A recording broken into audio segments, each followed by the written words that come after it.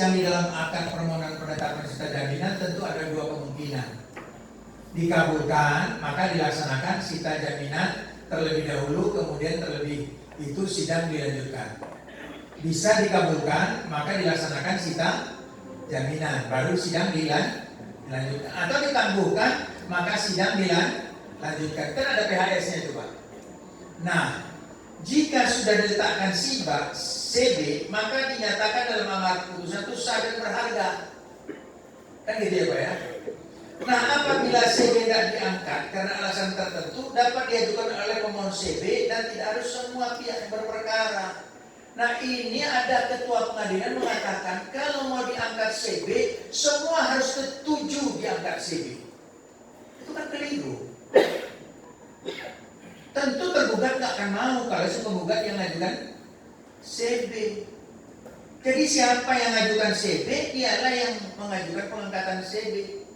Kalau perkaranya itu tidak dikabulkan. Kalau ditunggu dua-duanya, karena perkara dia kalah, tentu dia nggak mau CB-nya diangkat. Nah ini ada peristiwa melapor ke peristiwanya pengadilan agama mana? Itu pengadilan agama tempat asalnya Pak Ketua PA.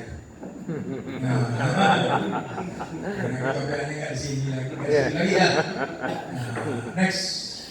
Jadi ya yang mengajukan permohonan siapa yang mengajukan? Kalau perkaranya nggak dikabulkan. Tapi kalau perkaranya dikabulkan jangan pernah diangkat. Nah, dalam perkara hadona tidak mengenal denis in idem.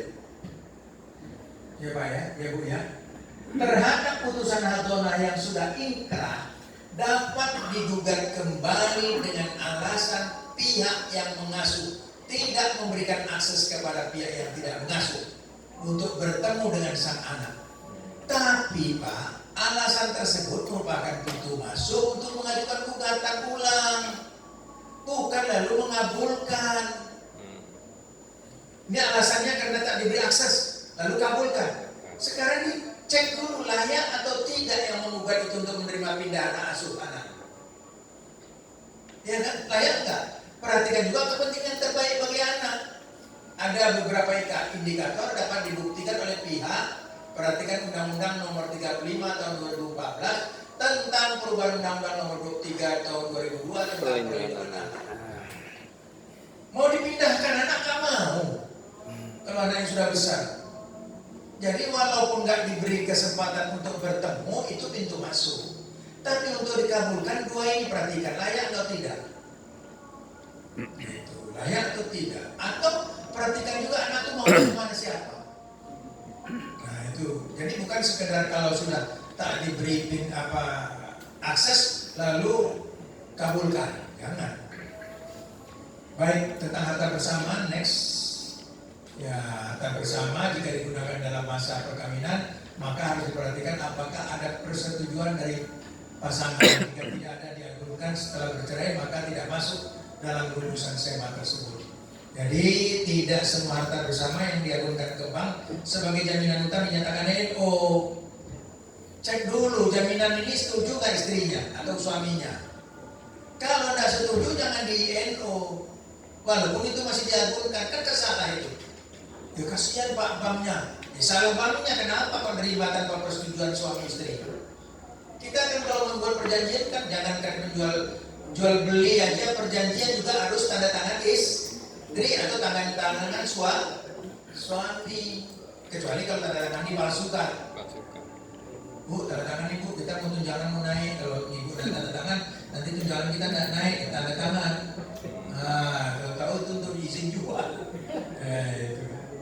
Untuk itu perlu pembuktian tentang proses terjadinya agunan tersebut. Jika pihak yang dalilkan tidak dapat membuktikan kebenaran prosesnya sesuai aturan yang berlaku, maka agunan tersebut dipandang tidak ada.